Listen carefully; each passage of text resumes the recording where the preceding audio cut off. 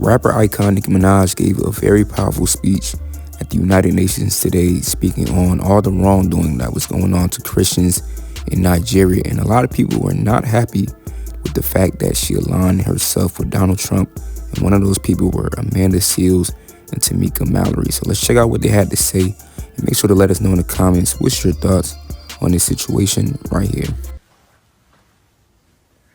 Nicki Minaj working with Trump admin on plight of Christians in Nigeria. Either she's getting a check or she was MAGA the whole time, or she's genuinely thinks that she's doing something good, which, by the way, is why y'all need to have people around you that know more than you. And by y'all, I don't just mean celebrities. Everybody. Everybody should have people around them that they can consult with, that think differently than you, that hold you in a place of values. Just so you understand what's happening here with the plight of Christians in Nigeria, there is a plight of Christians in Nigeria. However, the U.S., what does that have to do with the United States? The United States is using this as a ploy, as a proxy, to find their way into Nigeria so that they can then find their way into the Sahel states of Burkina Faso, Mali, and Niger, who, as you know, are coming together to begin a process of Pan-Africanism on the continent.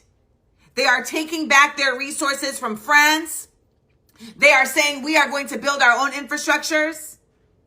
This undermines the global empire's goal, and so they have to try and shut it down. Now, we saw earlier this year with AFRICOM and that coon, that general who tried to say, they got some problems going down in Burkina Faso. They're continuing to try to make this happen the same way that they're making fetch happen in Venezuela right now. When do we stop allowing ourselves to be used? Now let's check out what activist Tamika Mallory had to say about this whole situation, and make sure to watch the full video because we will be playing the full Nicki Minaj speech for anyone who did not get a chance to hear it. So let's hear what she got to say. It's an endless upload, so let's check it out. So you guys know that over the last few years, I've really tried to be intentional about what I say in public about Black folks. I try to be really careful, but some things require a public statement. And as I've been watching this situation unfold with Nicki Minaj and Trump and Nigeria, I thought it was important for me to say a few things. There are consequences to aligning yourself with Donald Trump and his policies and his evil ways. There's consequences. What we know is that as he turns his attention to Nigeria, understanding his history, there will absolutely be exploitation, theft of resources. Somebody that he knows wants something from Nigeria.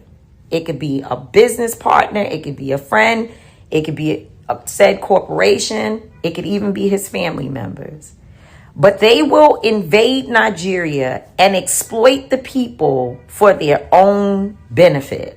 And they will throw Nicki Minaj to the wolves because they could care less. They couldn't care less about that system. The unfortunate part about all of this is that there will forever be a stain associated with this moment that this sister will have to walk with. She will 100% see bloodshed because innocent Nigerians will be harmed and even likely killed as a result of whatever is to come. And she will have that on her hands. And it is pretty sad to watch because what we know is that Trump, often uses Black people and Black culture to harm Black people here and abroad. And it is happening in real time. And that sister is going to carry this moment with her forever. So today is a pretty sad day. It's a pretty sad day, and it won't be long before we all get to see how it unfolds. Maybe she knows, maybe she doesn't. Maybe she doesn't have anybody around her to inform her. But history tells what's going to happen. And it's, again, a pretty sad day. So rapper icon Nicki Minaj has delivered a very powerful speech at the United Nations and calls for actions to protect Christians in Nigeria after all these reports have been coming out about all the killings and all the wrongdoing that has been going on in the country. So let's check out what Miss Minaj had to say. Make sure to let us know in the comments what's your thoughts on this situation right here. You are now watching Endless Uploads.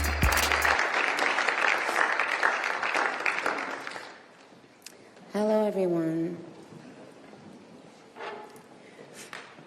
I must say I am very nervous, so please, well, I would like to thank President Trump for prioritizing this issue and for his leadership on the global stage in calling for urgent action to defend Christians in Nigeria, to combat extremism, and to bring a stop to violence against those who simply want to exercise their natural right to freedom of religion or belief.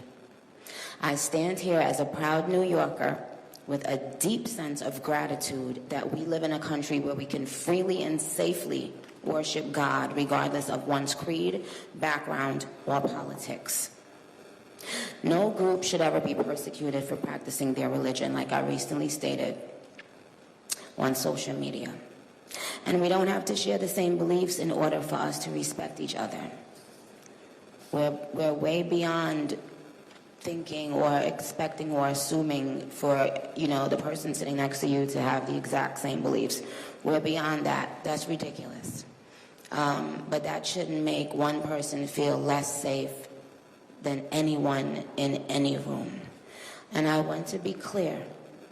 Protecting Christians in Nigeria is not about taking sides or dividing people. It is about uniting humanity. Nigeria is a beautiful nation with deep faith traditions and lots of beautiful barbs that I can't wait to see. When one's church, mosque, or place of worship is destroyed, everyone's heart should break just a little bit. And the foundation of the United Nations, with its core mandate to ensure peace and security, should shake. I am joined here today by peace builders, by faith leaders, by those who saw violence, saw rising intolerance, saw the threats clearly before us, and chose not to look the other way. I am inspired by their work to build interfaith ties, to see the humanity across the lines which might divide us, and to fight for security and liberty for all those who pray. I look forward to our discussion today, and I hope it will encourage deepened solidarity for us to urgently work together to ensure every person can enjoy the right to believe, to worship, and to live in peace. Barbs, I know you're somewhere listening. I love you so very much. You have been the ultimate light in my life and career for so long. I appreciate you, and I want to make it very clear once again